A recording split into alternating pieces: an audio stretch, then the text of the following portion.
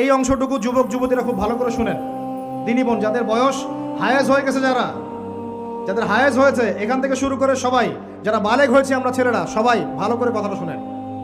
আমাদের মেয়েদেরকে বলতেছি, কোনো অবস্থাতেই কোনো মুসলমান ছেলের সাথেও কোনো অবৈধ সম্পর্কে যাবেন না। আর অমুসলিম হলে তো কোনো কথাই নাই। অমুসলিমের সাথে আপনার কিসের প্রেমের সম্পর্ক? একটা চট দিয়ে দাঁত ফেলে দাও দরকার মেয়েরা। অমুসলিম ছেলের সাথে তোমার কিসের প্রেমের সম্পর্ক?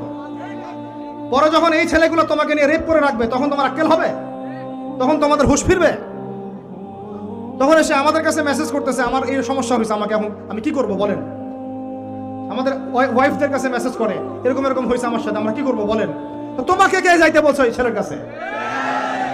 তুমি তোমার ইজ্জত ওখানে, তুমি তোমার পায়জামা কিভাবে খুললা সেখানে? আর কিভাবে বলবো বলেন? তুমি একজন মুসলিম ঘরের মেয়ে, তোমার ইজ্জতের দাম নাই?